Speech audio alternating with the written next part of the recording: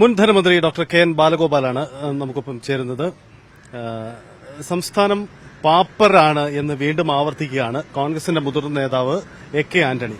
എന്താണ് ഈ ചിത്രം? നിങ്ങൾ എത്ര പാപ്പരാക്കിയിട്ടാണോ ഇറങ്ങിപ്പോയത് എന്നതാണ് ചോദ്യം. ഇന്ന് ശ്രീ എ കെ ആന്റണിയുടെ ഒരു സ്റ്റേറ്റ്മെന്റ് കണ്ടു. ധവളപത്രം വരുന്നത് നല്ലതാണ്. ഞാൻ മുൻ ധനകാര്യമന്ത്രി വളരെ ആത്മവിശ്വാസത്തോടെ സംസ്ഥാനം ധനപരമായി കുഴപ്പമില്ല എന്ന് പറഞ്ഞു. പക്ഷേ പാപ്പരാണെന്ന് അദ്ദേഹം പറയുകയാണ്. എന്തായാലും ധവളപത്രം പോലെയുള്ള കാര്യങ്ങൾ വരട്ടെ. കൃത്യമായ കണക്കുകളാണെങ്കിൽ യാതൊരു ആശങ്കയും ഞങ്ങൾക്കില്ല. എനിക്ക് വ്യക്തിപരമായി അറിയുന്ന കണക്കുകളാണല്ല. പാപ്പരല്ല എന്ന് മാത്രമല്ല, കോൺഗ്രസ് ഭരിക്കുന്ന പല സംസ്ഥാനങ്ങളെക്കാളും മെച്ചപ്പെട്ട സ്ഥിതിയിലാണ്. കാരണം ഹിമാചൽ പ്രദേശിൽ ശമ്പളത്തിന് ഫെയിലർ വന്നു. കർണാടകത്തിൽ ശമ്പളം കൊടുക്കാൻ പറ്റാത്ത കുറച്ച് ദിവസം നിന്നു. പെൻഷൻ ആനുകൂല്യങ്ങൾ എത്രയോ നാളായിട്ട് പെൻഷൻ ആനുകൂല്യം മറ്റാനുകൂല്യങ്ങളും തെലങ്കാനയെ കൊടുക്കുന്നില്ലെന്ന വാർത്തകൾ വരുന്നു. അതിനേക്കാളൊക്കെ വളരെ മെച്ചപ്പെട്ട സ്ഥിതിയിലാണ്. കേരളം തകർന്നു പോകുന്നൊരു ധാരണ ഇവർക്കുണ്ടായിരുന്നു. അങ്ങനെ പോയില്ല. കാരണം കേന്ദ്ര ഗവൺമെന്റിന്റെ നയങ്ങൾ കാരണം വലിയ തോതിൽ പണത്തിന്റെ ചുരുക്കം വന്നു. പക്ഷെ നമ്മുടെ വരുമാനം വർദ്ധിപ്പിച്ചിട്ടുണ്ട്. അതെല്ലാം കൃത്യമായ കണക്കുകളുള്ളതാണ്. ശ്രീ ആന്റണി എന്തുകൊണ്ടാണ് ഇത് പറയുന്നതെന്ന് വെച്ചാൽ, അദ്ദേഹം കഴിഞ്ഞ ദിവസം ഒരു കാര്യം പറഞ്ഞു. ഈ സർക്കാർ വന്ന ഉടൻ തന്നെ മുഖ്യമന്ത്രി എല്ലാ തരത്തിലുള്ള അനൗൺസ്മെന്റുകളും ഇന്ദിരാ ഗ്യാരണ്ടി എല്ലാം കൊടുക്കാൻ പാടില്ല, കുറച്ച് കയ്പുനീര് കുടിക്കേണ്ടി വരും ജനങ്ങൾക്ക്, എല്ലാം നിങ്ങൾ കൊടുത്തു കഴിഞ്ഞാൽ വലിയ പ്രശ്നമാവും. എന്നിട്ട് അദ്ദേഹം പറയാണ് വലിയ പാപ്പരാണ്, സാമ്പത്തികമായിട്ട് വലിയ പ്രശ്നമാണെന്ന് പറയുകയാണ്. അദ്ദേഹം പഴയ അനുഭവം പറയുന്നുണ്ട്. അപ്പോൾ അദ്ദേഹം അത് പറയുന്നതെന്ന് വെച്ചാൽ, ഒരു മുതിർന്ന കോൺഗ്രസ് നേതാവെന്ന നിലയിൽ ഈ കോൺഗ്രസിന് ഈ ഗ്യാരണ്ടികളെല്ലാം നടപ്പിലാക്കാൻ പറ്റുമോ എന്നുള്ള ആശങ്ക അദ്ദേഹത്തിനുണ്ട്. കാരണം വലിയ സാമ്പത്തിക ബാധ്യത വരും. പക്ഷെ നിലവിൽ ഞങ്ങൾ പറഞ്ഞിരുന്ന എല്ലാ കാര്യങ്ങളും നടപ്പിലാക്കാൻ കഴിയുന്ന ശമ്പള പരിഷ്കരണത്തിന്റെ തന്നെ മഹാഭാഗവും ഞങ്ങൾ കൊടുത്തു കഴിഞ്ഞു. ഇനിയിപ്പം അതിന്റെ റിപ്പോർട്ട് വന്നാൽ അതിന്റെ കുറച്ച് ഭാഗം മാത്രമേ വരാനുള്ളൂ. ബാക്കി എല്ലാം കൊടുത്തു കഴിഞ്ഞൊരു സ്റ്റേറ്റ് ഗവൺമെന്റാണ്, LDF ഗവൺമെന്റ് ആയിരുന്നത്. അപ്പോൾ അതെല്ലാം നടത്തിയൊരു ഗവൺമെന്റ് ചെയ്ത കാര്യങ്ങൾ ഇനിയും കൃത്യമായി ചെയ്യാൻ പറ്റും. എനിക്ക് നല്ല ആത്മവിശ്വാസമുള്ളത്, ഇത് ഏറ്റവും നന്നായിട്ട് അറിയാവുന്നത് നമ്മുടെ മുഖ്യമന്ത്രിക്ക് തന്നെയാണ്. ശ്രീ വി ഡി സതീശൻ അദ്ദേഹം മുഖ്യമന്ത്രി ആവുന്നതിന് മുമ്പ് പ്രതിപക്ഷ നേതാവായിരുന്നപ്പോൾ കൃത്യമായി സാമ്പത്തിക കാര്യങ്ങളിൽ ഇടപെട്ട് അഭിപ്രായം പറയുന്ന ആളാണ്. അപ്പോൾ അദ്ദേഹത്തിന് നല്ല ധാരണയുണ്ട്.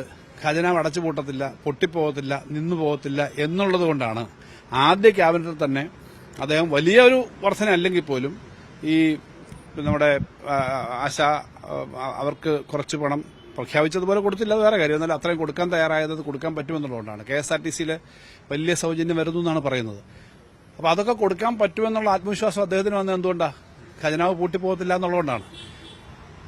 ശ്രീ ആന്റണി പറഞ്ഞ കയ്പുനീര് കുടിക്കണം, മുണ്ട് മുറുക്കി കൊടുക്കണം എന്ന് പറഞ്ഞ കാര്യം ശ്രീ വി ഡി സതീശൻ നമ്മുടെ മുഖ്യമന്ത്രി അതുപോലെ കേൾക്കാതെ ഇത് കൊടുത്തു എന്നുള്ളതിൽ എനിക്ക് സന്തോഷമുണ്ട്. കാരണം നമ്മുടെ മുഖ്യമന്ത്രി പോലും ശ്രീ എ കെ ആന്റണി പറഞ്ഞത് വിശ്വസിക്കുന്നില്ല.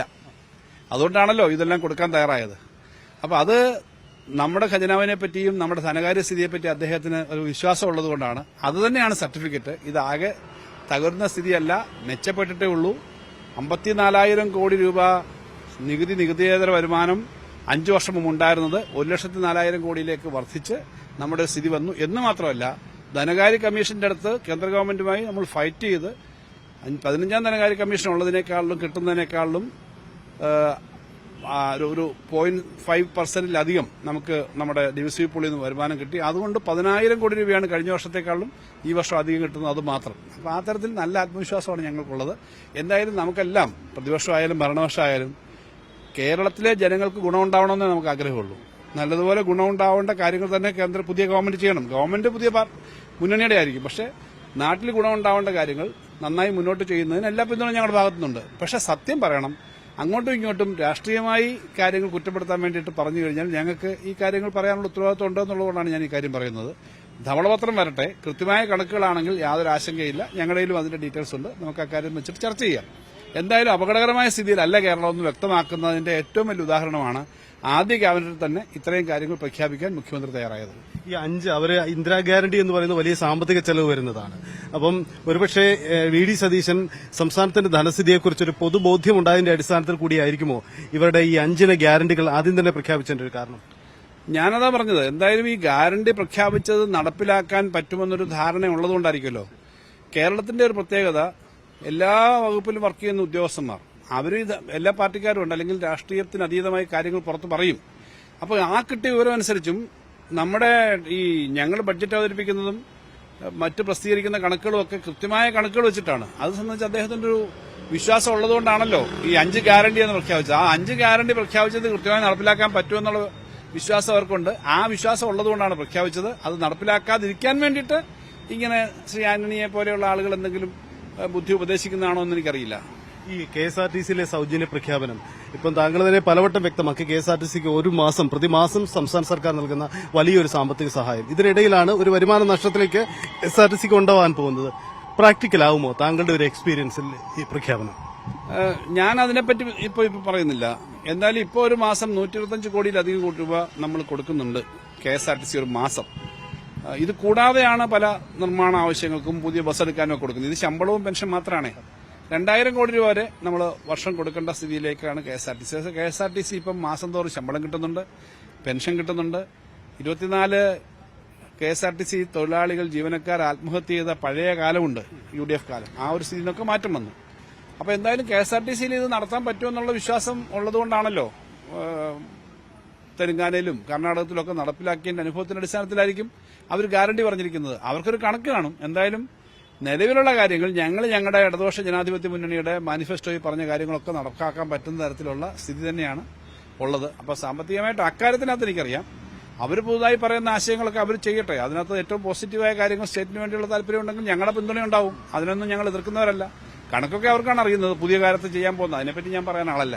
മുൻ സർക്കാർ വലിയ ദൂർത്ത് കാട്ടിയെന്ന ആക്ഷേപമൊക്കെ അവർ ഉന്നയിക്കുന്നുണ്ട്. പുതിയ സർക്കാരിന് സാമ്പത്തിക രംഗത്ത് കൊടുക്കാൻ കഴിയുന്ന ശ്രദ്ധ അല്ലെങ്കിൽ ഒരു ഉപദേശം ആ രീതിയിൽ ശ്രദ്ധിക്കേണ്ടതായ താങ്കളുടെ എക്സ്പീരിയൻസ് എന്തെങ്കിലും മുന്നോട്ട് വയ്ക്കാനുണ്ട്?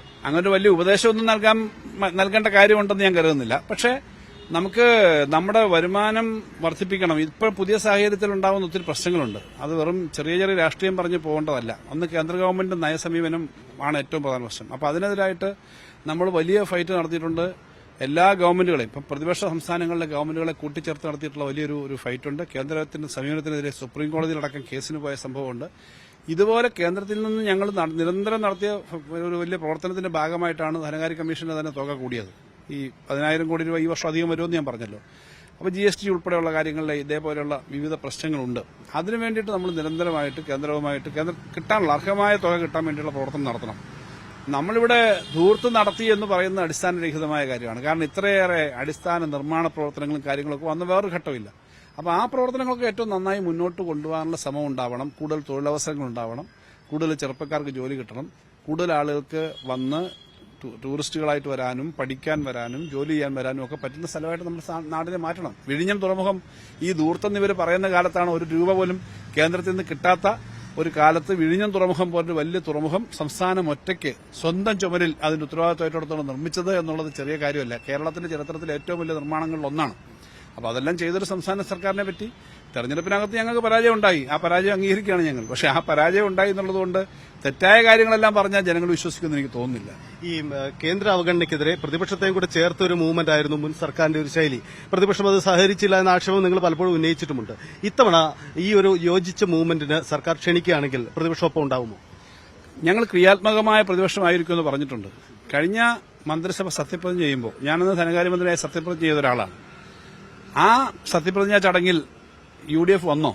ബഹിഷ്കരിക്കുകയല്ലേ ചെയ്തേ? ഏറ്റവും അവസാനത്തെ സമ്മേളനം ബഡ്ജറ്റ് അവതരിപ്പിച്ച ആ സെഷനിൽ, ബഡ്ജറ്റ് സെഷൻ സാധാരണ ആരും ഒഴിവാക്കില്ല. ഇപ്പോഴത്തെ മുഖ്യമന്ത്രിയുടെ നേതൃത്വത്തിൽ പ്രതിപക്ഷ നേതാവും കൂട്ടുകാരും വന്നത് പങ്കെടുത്തോ? ആ സെഷൻ തന്നെ ഒഴിവാക്കിയില്ലേ?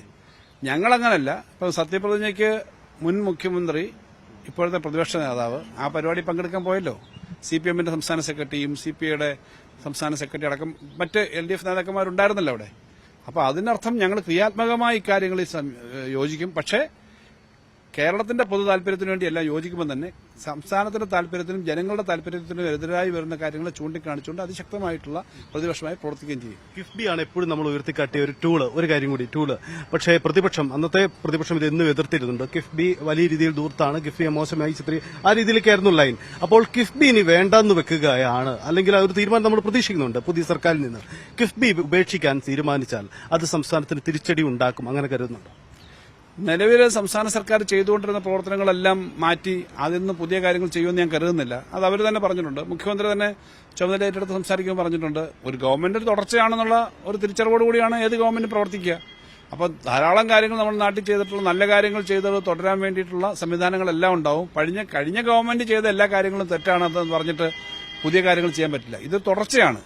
ഏത് ഗവൺമെന്റിനും നിയമത്തിന്റെ പരിധിക്കകത്ത് നിന്നുകൊണ്ടും ഭരണഘടനയ്ക്കകത്ത് നിന്നുകൊണ്ടും നമ്മുടെ ഭരണപരമായ ചട്ടങ്ങൾക്കകത്ത് നിന്നുകൊണ്ട് ചെയ്യാൻ പറ്റൂ.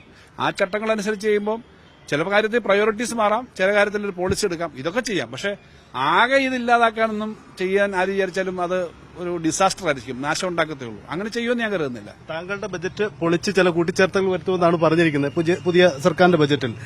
ആ ബജറ്റിന് വേണ്ടിയുള്ള വിഭവം, ഈ പുതിയ കൂട്ടിച്ചേർക്കലുള്ള വിഭവം എങ്ങനെ കണ്ടെത്തുമെന്നൊരു ചോദ്യം കൂടിയല്ലേ. എന്ത് മാജിക്കായിരിക്കും അവർക്ക് കാണിക്കാൻ പറ്റുക? അത് നമുക്കത് അവതരിപ്പിക്കുമ്പോൾ കാണാനേ പറ്റുള്ളൂ എന്താണ് അവർ ചെയ്യാൻ പോകുന്നത്. എപ്പോഴും ധനകാര്യമന്ത്രിമാരുടെ ഒരു പ്രിറോഗേറ്റീവും അവരുടെ കയ്യിലുള്ള ഡീറ്റെയിൽസും അവർ വകുപ്പുമായിട്ടൊക്കെ ചർച്ച ചെയ്തിട്ടുള്ള കാര്യങ്ങളാണ് കൊണ്ടുവരുന്നത്. അവർ കൊണ്ടുവരുമ്പോൾ നമുക്ക് നോക്കാം. എന്തായാലും സ്റ്റേറ്റിന് ഗുണകരമായ കാര്യങ്ങൾ ഏത് വന്നാലും 100% ഞങ്ങളുടെ പിന്തുണയുണ്ടാവും. Thank you. എന്തായാലും മുൻ ധനമന്ത്രി കെ.എൻ. ബാലഗോപാൽ സംസ്ഥാനം പാപ്പരാണെന്ന് എ.കെ. ആന്റണിയുടെയും പ്രസ്താവനയെ അതിശക്തമായി കണക്കുകൾ നിരത്തി എതിർക്കുകയാണ്. സംസ്ഥാനത്ത് ഏറ്റവും മെച്ചപ്പെട്ട സാമ്പത്തിക സ്ഥിതിയുണ്ടെന്ന് കണക്കുകളുടെ അടിസ്ഥാനത്തിൽ അദ്ദേഹം വാദിക്കുന്നു. ഒപ്പം തന്നെ ധവളപത്രം പുറക്കം തിറക്കുന്നു എന്ന പുതിയ സർക്കാരിന്റെ തീരുമാനത്തെ അതേ രീതിയിൽ തന്നെ ഏറ്റെടുക്കുകയാണ്. അതേ രീതിയിൽ തന്നെ അത് മുന്നിൽ കാണാമെന്ന ഒരു ഏറ്റെടുപ്പ് കൂടിയാണ് മുൻ ധനമന്ത്രിയിൽ നിന്നും ഉണ്ടാവുന്നത്. എന്തായാലും നിയമസഭാ സമ്മേളനം ആരംഭിക്കാൻ പോവുകയാണ്. പുതിയ ബജറ്റ് അവതരണമടക്കം സഭയിൽ നടക്കാനിരിക്കുന്നു. അങ്ങനെയെങ്കിൽ സംസ്ഥാനത്തിന്റെ സാമ്പത്തിക കണക്കുകൾ ഉൾപ്പെടുത്തിക്കൊണ്ടുള്ള ഒരു ഭരണ പ്രതിപക്ഷ നീക്കം എന്തൊക്കെയാണ് എന്നതും നിർണായകമായിരിക്കും. ക്യാമറാമാൻ അരുൺ പാലോടിനൊപ്പം ടി.ജി. സജിത്, ന്യൂസ് 8. കൂടുതൽ വാർത്തകൾക്ക് news 18 Keralam YouTube channel subscribe ചെയ്യുക.